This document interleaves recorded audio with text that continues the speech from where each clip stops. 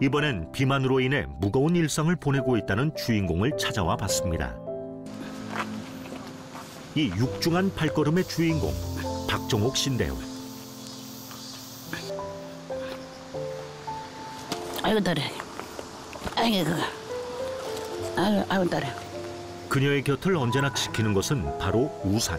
아유, 나 이거 없으면 못 걸어 다녀요. 이거지 지팡이 삼아서 이거 갖고 다녀요. 이거 우산이요. 우산이 지팡이에요? 예. 지팡이 들면 창피하니까 이거를 들고 다녀요. 한눈에 보기에도 퉁퉁 부어있는 그녀의 다리. 박종옥 씨는 현재 퇴행성 관절염 4기로 수술을 앞두고 있습니다. 고생도 많이 했고 몸이 이렇게 뚱뚱해가지고 이렇게 그냥 관절이 더 심해진 것 같아요. 비만과 관절염의 악순환에 빠진 그녀. 조금이라도 살을 빼기 위해 매일 공원에 나와 운동을 해보지만 움직임이 쉽지 않은데요.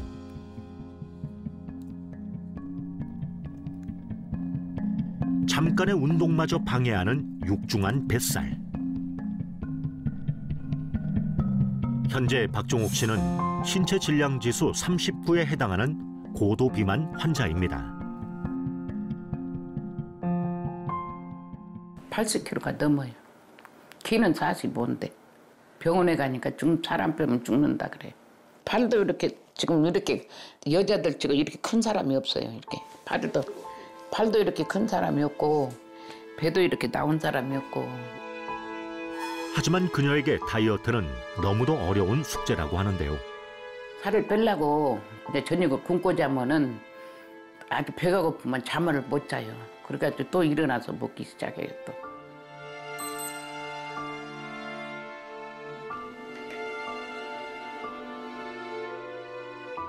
비만이 그녀에게 남긴 질환은 이뿐만이 아닙니다. 일주일에 며칠씩 물에 밥을 말아 먹는다는 정옥 씨. 변변한 반찬도 없이 달걀찜 한 가지를 놓고 먹는 날도 많다고 합니다. 이가 안 좋았어요. 당뇨 있는 사람들은 치아가 안 좋아가지고 이 몸이 다 골아서 이를 다 빼버렸어요. 수년간 지속적으로 반복되어 온 치주염 때문에 큰 고통을 겪었다는 그녀. 하지만 당뇨가 워낙 심해 치료마저 쉽지 않았다고 하는데요. 몇 번 잰 거요. 이거 한 번 빼고 오고 한 번 빼면 또 그 옆에 거 또 치과 가서 오고 또 몇 번 하고 몇 번 하고 그래가지고 몰랐죠. 당뇨가 이렇게 심해서 그런지를 몰랐죠. 그동안에 관리를 못했던 것이 원망스럽죠. 결국 치주염 때문에 틀니를 선택하게 된 그녀. 당뇨 환자 중에는 박종옥 씨처럼 치주염을 겪는 경우가 많습니다. 당뇨가 치주질환과 밀접한 연관이 있다는 것은 의학계에서도 그동안 여러 차례 제기된 내용인데요. 당뇨를 앓고 있는 환자들은 건강한 일반인보다 치주질환에 걸릴 확률이 3배 이상 높고 치주염이 당뇨병 환자의 혈당을 상승시킨다는 연구 결과도 발표된 바 있습니다. 실제 미국 당뇨병학회에서는 당뇨 합병증으로 망막병증, 신증, 신경장애, 말초혈관장애, 대혈관장애에 이어서 치주질환을 6번째 합병증으로 정하기도 했습니다. 그런 만큼 당뇨 환자에게 있어서 치주 관리는 굉장히 중요하다고 말씀드릴 수 있겠습니다. 그런가 하면 촬영 도중 발견된 또 한 가지 특징이 있었는데요. 나 물 좀 마실게요. 아, 네네. 20분 간격으로 인터뷰를 중단하고 계속해서 물을 마셨던 그녀. 나 화장실 좀 갔다 올게. 아, 네네, 그러세요. 네. 이쪽으로 해서 네. 물을 마시고 나면 화장실을 가곤 했는데요. 평소에도 반복되는 일상이라고 합니다. 잠을 못 잘 때도 있어요. 화장실 가느라고. 잠을 못 잘 때도. 그전에는 물 안 먹었어요. 당 때문에 이렇게 심해가지고 화장실도. 살이 찌면서 시작된 각종 대사 질환. 그중에서도 당뇨는 그녀의 일상을 바꾸고 삶의 질을 떨어뜨린 가장 큰 주범이 됐죠. 당뇨 초기에는 증상도 거의 없어 스스로 인지하지 못하고 증상을 키우는 경우가 많은데요. 고혈당으로 인한 대표적인 증상은 다음 다식 단뇨입니다. 혈중당의 농도가 높아지면서 물을 많이 찾게 되고 또 이로 인해 다뇨 증상이 나타나게 되는 것입니다. 문제는 높은 혈당으로 인해 피가 끈적끈적해지면서 모세혈관에 손상이 온다는 건데요. 그렇게 되면 노폐물이 여과되지 않아 신장에 영향을 미치면서 부종과 단백뇨, 만성 신부전 등으로 진행될 수 있습니다. 비만에서 시작된 각종 질환들. 이로 인해 늘어난 것은 스트레스와 하루 10가지가 넘는 약입니다. 고혈압, 당뇨, 고지혈증, 눈도 안 좋고 머리도 다 빠지고 또 이빨도 없고 정상인 것이 하나도 없어요. 관절도 지금 수술해야 되고 그래서.